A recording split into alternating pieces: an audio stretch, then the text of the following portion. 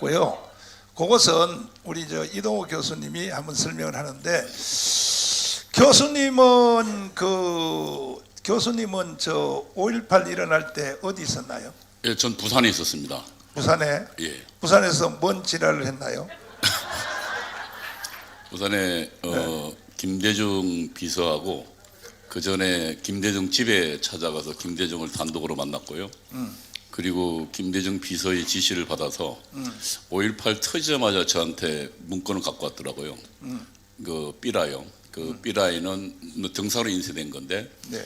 광주에서 지금 이 계엄군이 우리 시민들을 무참히 학살하고 있다는 내용이었습니다. 네. 그 내용에는 유부녀의 그러니까 그 임산부의 배를 갈라서 태아를 도려내고 그 여자의 젖가슴을 도려내는 만행을 경상도 군인이 하고 있다는 그런 내용이었습니다. 그래서 저도 흥분해서 그 내용을 몰래 새벽에 가서 부산 전역에 뿌리고 다녔습니다. 그게 5.18 일어나기 전이었었죠? 아닙니다. 바로 직후예요. 바로 직후? 예. 그러면 그 인쇄된 것은 그 전에 인쇄됐다고 봐야 돼요? 그러니까 당시 뭐 인쇄 기술이 없지 않지만 어쨌든 지금처럼 이 파일을 보내서 할 수 있는 시대가 아니거든요. 그러니까 상당히 적어도 일주일이나 상당 이전에 이미 그 정도 양이 만들어지려면 기획되고 계획된 것이어야 됩니다. 그래서 그걸 어디서 뿌렸어요? 그 부산에 보면 그 공원이 있는데요. 네. 공원 바로 옆에 백화점이 있어요. 그 백화점 위에서 몰래 뿌리고 이제 도망쳤죠. 그래서 내가 너는 뭘 나쁜 놈이라고. 아니, 그래서 목사면 맨날 혼나도 이렇게 쫓아다니고 있지 않습니까? 아무 소리 못하고요. 김학성 교수님. 예. 지금 미국의 CIA가 네. 정보를 공개했잖아요. 10월 1일 날. 예. 5.18은 김대중이가 일으킨 사건이라고 예. 공식적으로 미국 CIA가 공개했지 않습니까? 예. 어떻게 생각하세요? 미국 CIA가 그 허접한 단체가 아니잖아요. 그게 저도 이제 그 CIA의 그 비밀 문건이 네. 해제됨으로 인해 가지고 뭔가 진실이 드러난 것인데, 거기 보면 김대중이 북한 사람들과 합작해서 일으킨 것이 5.18이다. 네. 저는 거기에 대해서 상당한 제가 전적으로 100% 믿지는 않고요. 네. 한 90% 이상은 제가 믿고 있습니다, 목사님. 그런데 예. CIA 문건에 보면 예. 여러 부처와 합의를 하여 네, 이렇게 예. 돼 있단 말이에요. 그러니까 이제 저도 그러면 뭐 FBI라든지 예. 여러 기관과 합의를 하여 발표를 했다. 그러니까 이제 미국의 그 발표 내용은 대단히 신뢰가 가는 것이고, 그렇죠. 신빙성이 담보가 되는 것이면 틀림없어요, 목사님. 네. 그랬는데 우리가 로마법 이래에 어떤 격언이 있냐면 양쪽에서 들으라라는 말이 있거든요. 그러니까 그 문건에 대한 탄핵, 반론을 우리가 접수를 해야만 120%더 믿을 수 있고, 물론 저도 거의 그걸 믿고 있어요, 목사님. 예. 근데 예. 지금 깜빵 갈까봐 좀 겁나요? 아니, 그게 아니라 목사님, 제가 그 목사님을 뵙기 전에는 네. 제 헌법 교수로서 네. 전두환 대통령의 집권 과정, 네. 그다음에 5.18의 문제에 대해서 제가 일부 좀 잘못 제가 알고 있는 게 있었거든요. 아니, 지식인들은 다 그래. 그러니까 이제 5.18은 제가 그동안에 알고 있던 것은 뭔가면 시작은 시민들의 민주화 운동 또는 신군부에 대한 반대로 하다가 네. 중간에 이후부터는 이제 북한에 개입이 되고, 개입됐다는 건 좀 확신해, 목사님.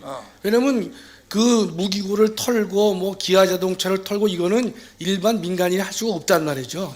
그래서 저는 북한의 계획적인 개입이 됐다고 하는 것은 맞는데, 시작부터 예컨대 민주화 그런 의미는 전혀 없고, 김대중이가 예컨대 북한하고 짜고서 지난번에 이동호 장로가 무슨 말했냐면, 그 일을 김대중이 일으킨 이유는 자기가 정권을 잡을 확률이 없기 때문에 일으킨 것이다. 네. 그렇게 이동호 장로 얘기를 하더라고요. 그래서 제가 상당히 일리가 있는데, 제가 그건 반론 없이 듣는 거기 때문에 제가 더 확산을 못 시키고 있어요, 목사님. 전공 분야에 대해서 내가 물어보겠어요. 예. 전공 분야에 대해서. 예. 김대중, 노무현, 네. 문재인이가 네. 평양에 가서 서명했죠. 예. 연방제 통일. 그렇습니다. 예. 이거는 헌법 위반이에요, 아니에요?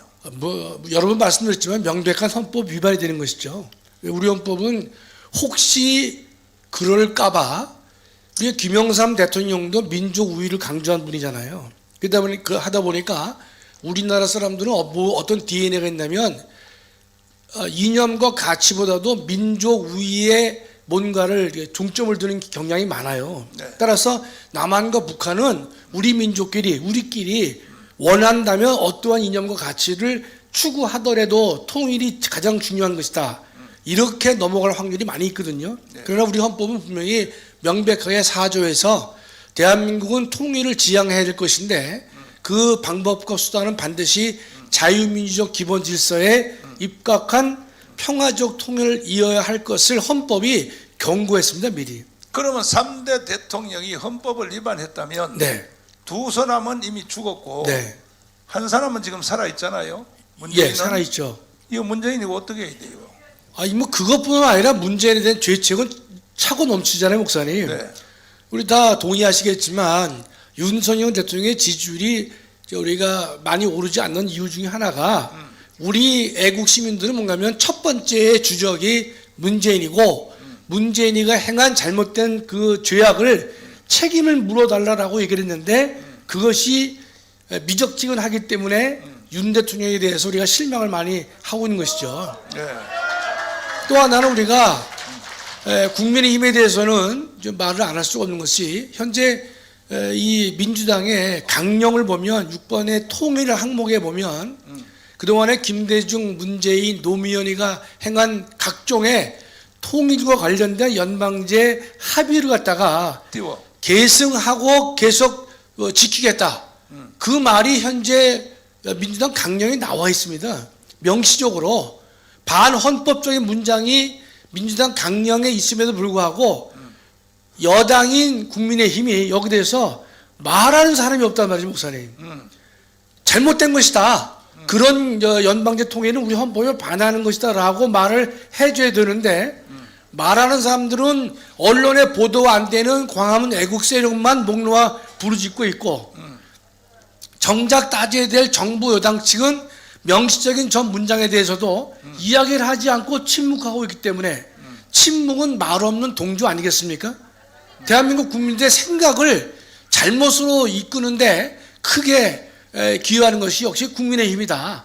우리는 이 국민의힘의 잘못된 행태도 우리가 바로 잡으려고 우리는 노력하고 있는데 그것이 우리가 아직 잘 미완의 완성이 되고 있기 때문에 좀 안타까운 마음을 금할 수 없는 거죠. 예. 자, 이봉국 박사님. 박사님도 교수 생활한 적 있죠. 네. 근데 이 교수들은 주로 거의 90%가 빨갱이란 말이야. 그러면 그때도 전 포랭입니다. 그런데 그때도 교수님 하실 때 네. 그때도 5.18 사건을 봤을 때 이 5.18은 민주화 운동이라고 생각을 했어요? 아니면 이거는 저거는 북한의 반란이라고 생각했어요? 그때 교수님 하실 때는? 이제 솔직히 말씀드리면 이제 처음에 김학성 교수하고 이제 비슷한데요. 네. 처음에 시발은 네. 그러니까 일어난 거는 민주화 운동, 그러니까 DJ를 비롯한 그 일당에 의해서 일어났는데 네. 북한이 개입했다. 네. 이렇게 왜냐하면 북한이 만약에 안 개입했으면 그 당시 북한 정권이 그 바보 천치죠. 네. 입장을 바꿔놓고 생각해서 북한은 지금도 대한민국을 먹는 게 적화 통일하는 게 숙명 사업이에요.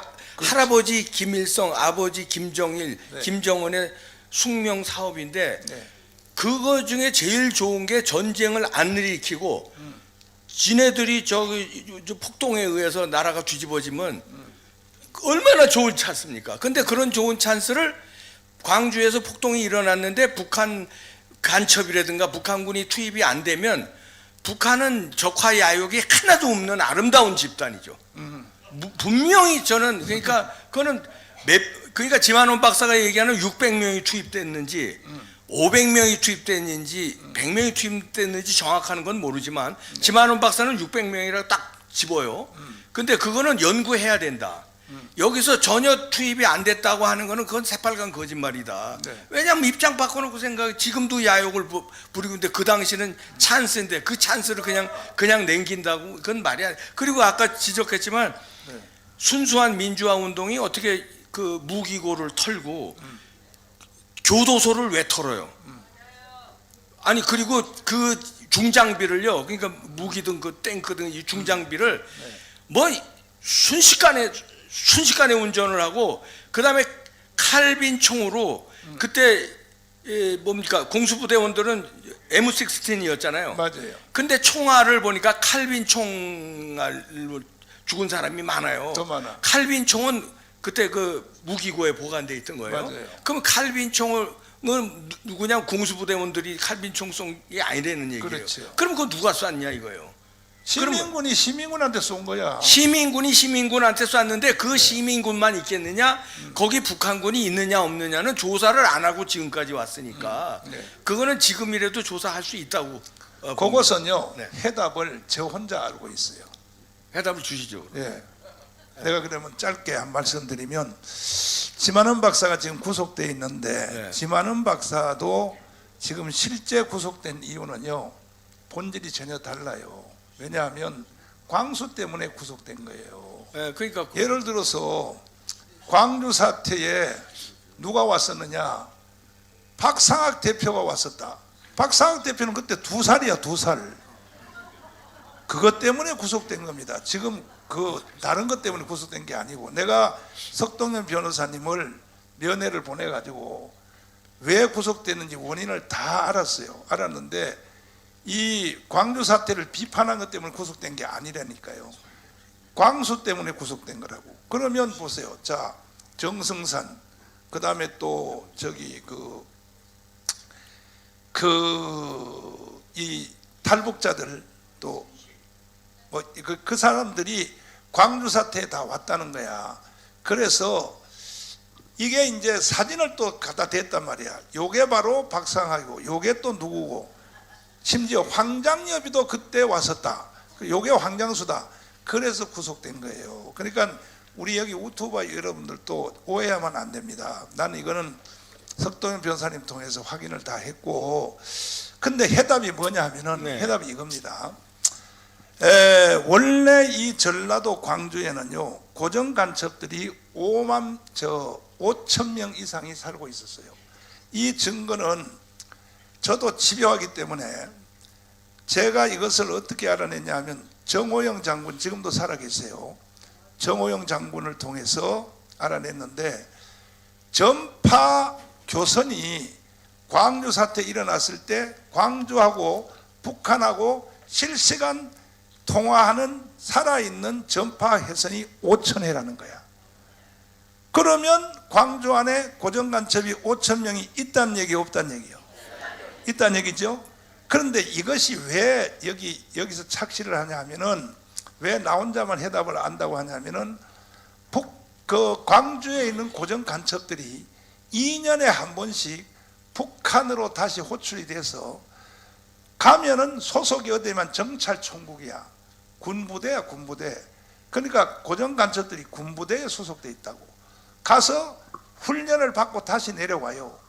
훈련 받고 다시 내려오는데 그러니까 고정간첩이 곧 뭐냐, 이게 2년에 한 번씩 북한 가서 훈련 받고 다시 또 광주에 내려와요. 내려와서 또 계속 훈련하고 있단 말이에요.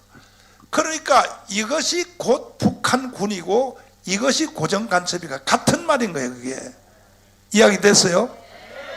그래서 나 혼자만 해답을 알고 있다 그러잖아요. 그러니까 이건 틀림없는 사실이에요. 네, 틀림없는 사실입니다. 그 다음에 우리 시간이 없어서 빨리빨리 우리 손상대 예. 대표님 또 질문 한번. 자, 잠깐만. 5.18 문제는 제가 지만원 박사님 25년을 싸웠으니까 그 속속들은 제가 아마 제일 잘 알고 있을 텐데 여러분들 모르는 거 다 알고 있습니다. 마지막 지만원 박사 감옥 갈 때 500만 원 벌금까지 받았고 지금은 무슨 말만 한마디 하면 그냥 벌금이에요. 아파트 한 채 날렸어요. 그러니까 어설픈 싸움 가지고 5.18 얘기하지 마시고 잘하시면 나가실 때 저하고 얘기 좀 해요. 자,